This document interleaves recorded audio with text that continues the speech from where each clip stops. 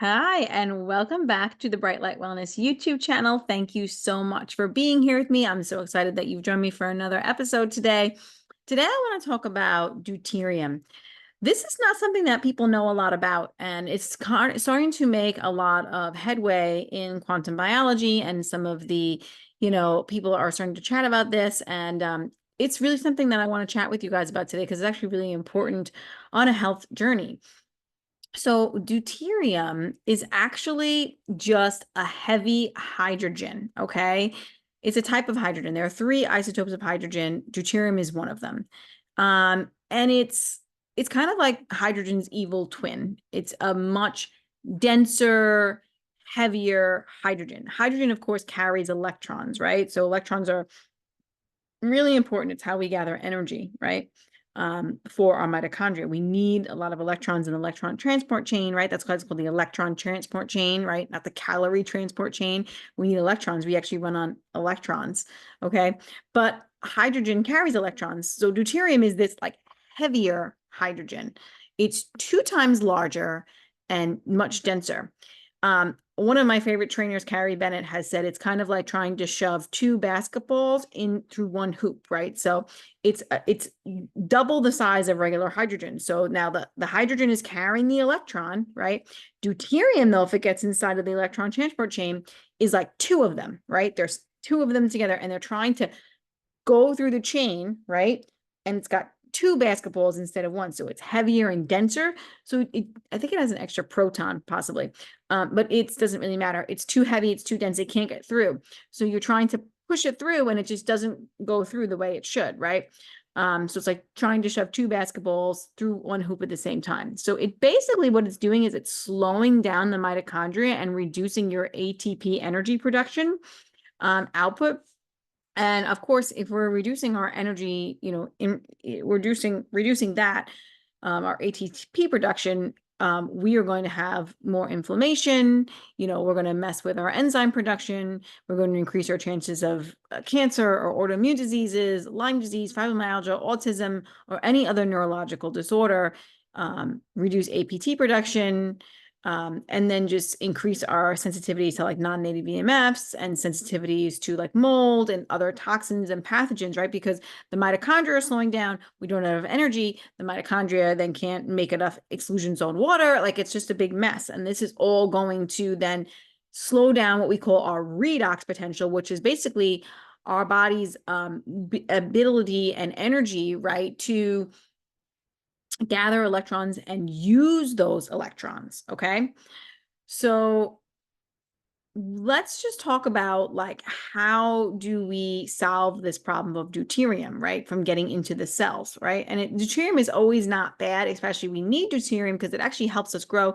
It's actually very, very correlated to cancer. So anybody who has a cancer issue likely has a deuterium issue, but I would also say it's also very correlated to EMFs and chronic disease as well. So basically, it can also cause hormone balances. I forgot to mention that one. But the best way to reduce deuterium, actually, you're going to be surprised. And again, this is why sunlight if you get enough adequate sunlight in your life, you're going to have a reduction of all-cause mortality in any chronic disease. But because one thing sunlight does is it reduces deuterium. So we need deuterium in our body sometimes as we're growing, as we're younger, right? But as we get older and our heteroplasmial rate goes up and our mitochondria is not functioning as well, we need less deuterium, okay? So the best way to reduce deuterium is to get enough sunlight on the skin and to eat a local, seasonal, organic diet with grass-fed meat. So let me go and explain. So why would somebody wind up with an excess of deuterium in their body? Okay, this heavy hydrogen. Let's just talk about what causes us to have an issue with excess deuterium. Okay, so number 1 is lack of sunlight, because deuterium is depleted in sunlight. So if we're never out in sunlight, we're just going to accumulate this deuterium and we're not going to deplete it. Okay, so that is number 1. If you need help learning how to use sunlight as a safe and effective modality, I have a few ways to support you. One is my Get Your Light Right ebook. That's the cheap and most effective way. I also have one-to-one coaching and personalized healthcare plans. All of that's linked below, and you can find more information on my YouTube channel about those. okay? The second thing that causes excess of deuterium is eating an excess of processed foods. Packaged and processed foods are loaded with deuterium, okay? Tons and tons of it. So if we're eating packaged and processed foods, which a lot of modern Americans are, you are going to be eating a diet that is high in this deuterium. You can't find it on your food label. You're not going to look at the back of potato chips, and they're not going to show you that deuterium in it, but I promise you it's there, okay? Also eating in excess of fruits and carbohydrates out of season. This is also going to cause an excess of deuterium, because why? If you live in a northern latitude where there's seasons, right? Wintertime, we don't have a lot of sunlight. We don't have a lot of seasonal fruits and vegetables available. If you are eating a seasonal diet, watermelons and or strawberries and berries are not growing in the winter where I live, okay? And these foods are high in deuterium, okay? And we need something to deplete it. So if we're not depleting it throughout the winter, we're going to have this high excess amount of deuterium every winter because we're never outside depleting it, okay? And we're not getting enough exposure to sunlight and infrared light on our skin, okay? GMO foods and glyphosate are also going to be high in deuterium. We want to avoid those. Water contains very high levels of deuterium, okay? If you drink water from a higher latitude, it's going to have less deuterium. If you drink tap water, it's going to have high amounts of deuterium. If you drink local spring water, it may have less, especially if you live in a northern latitude. So water from a northern latitude will have less of this deuterium in it. Okay, but water that is, like straight tap water is one of the biggest sources of excess deuterium. Last two is actually supplements. Supplements contain a ton of deuterium. And again, you will not see this recorded on the label, but they contain a ton of deuterium, okay? You can listen to a podcast episode that I did with Dr. Stephanie Seneff. She talked about this, and also Dr. Sarah Pugh. But deuterium is loaded in our supplements. So if you're taking a ton of supplements, you are going to be just consuming a lot of excess deuterium, and you think you're doing something good for your mitochondria, but you're actually slowing down the mitochondria and making it work less efficiently. Again, of course, just eating like poor food quality and vegetable oils. Vegetable oils are a huge source of deuterium. Think about corn oil, right? Let's just say corn oil, right? So corn or any fruits and veggies, more fruits and veggies have more deuterium in them, okay, than say meats and butter and things like that, like a carnivore diet, okay? But if you're taking that corn, you're making an oil out of it. Think about how much corn it takes to make corn oil, like a ton. So you're getting a ton of deuterium in a small amount, okay? So that's one of the reasons why seed oils are actually so detrimental, that people aren't talking about, which is deuterium, okay? All right, so you can see why many people have a high load of deuterium. They're drinking tap water, they're eating processed and packaged foods, they're eating seed oils, they are, not out in sunlight, they're inside all day, a lot of, they're doing a lot of things that make us have a high deuterium load, right? So now how can we naturally deplete deuterium? A is we want to get sunlight on the skin. Ultraviolet and infrared sunlight will help deplete deuterium. So the more sunlight exposure we get, the healthier we actually are.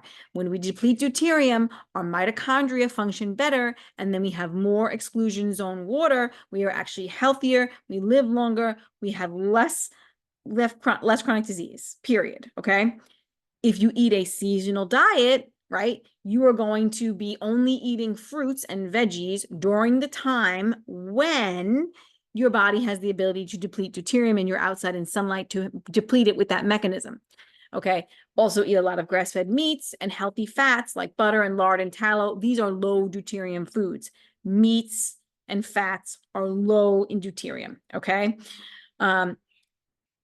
If you drink spring water from a higher latitude, so you get off tap water and then you drink a nice healthy spring water from a higher latitude or from a local spring, you are going to have less deuterium in your drinking water.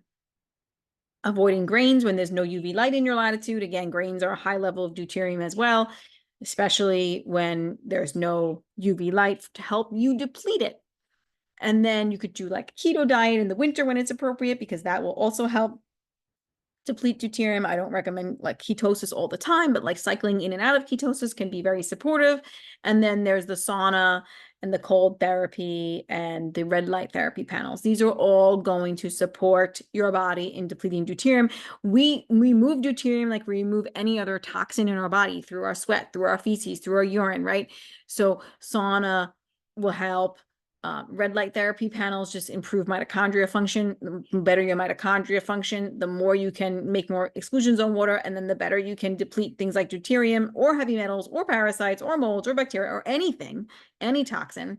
And then, of course, cold therapy also improves mitochondria function because it shrinks the respiratory proteins, and then they're going to be closer together, and then the electrons are able to jump easily and they don't fall off the electron transport chain. So cold therapy can help. Of course, you should work with a coach in all of these things, especially when it comes to, I mean, getting more sunlight is a little bit easier, but all of these things you really should work with somebody. And I am taking one-to-one clients right now. I have room for 2 spots, and I also write personalized healthcare plans, but work with somebody to help you understand the nuances of these things for you and what's good for your body. So I hope this is helpful. I wanted to chat with you about deuterium and how it is harmful to the body, and what it is. It's just a heavy hydrogen that jams up the mitochondria, and you're going to have more deuterium load you have in your body, the less your mitochondria function is going to go down. Your heteroplasmic rate will go down faster, and then you'll have less structured, easy water, which is protective to the body. And then you're going to be not as healthy. So you want to do the things that are going to support you having less deuterium in your body, and avoid the things that are going to give you excess deuterium in your body. Avoid the processed and packaged foods, avoid the tap water, avoid, being too much on tech, and get outside and be in the sunlight. So I hope this is supportive, and I hope you enjoyed this video. Let me know in the comments what you want to know more about. Ask me your questions, what you want to do. I don't recommend deuterium depleted water for those people who are not ready for it. It is definitely something that is a topic of nuance that you should really work with a practitioner on. And if you're doing deuterium depleted water and you're not actually changing your lifestyle, it's probably not going to do much. You need to work on changing your lifestyle first, okay? And then maybe add in something like that in the future. But just doing the things that I've mentioned in this video, or working with someone like me, will help you naturally deplete deuterium, which is a much healthier, safer way, and naturally get your body rid of toxins and things like that in a healthy way. Okay. So if you need more support, check out my offerings below. I have room for 2 one-to-one coaching clients. I do personalized healthcare plans where I sit down with you and I write you a personalized healthcare plan, a summer plan, and a winter plan with a video like this of me explaining the plan to you. It's a very in-depth plan, all, laid out for you. And then you'll have me chatting with you on how to implement this, and then my support through that process. And then I also have ebooks, to get your right ebook, and which also has a video of me explaining it. And also I have a seasonal ancestral diet plan that you can look at as well. And soon a recipe book. I'm always working on things. And of course, homeopathy as well is great at supporting your immune system, supporting your vital force, making you stronger so you can do things like deuterium depletion all on your own. So I hope this video was helpful. Please like, subscribe, do all the things that we do. And yeah, I'm really looking forward to supporting your health. And yeah, share it if this was supportive to you. Have an awesome day.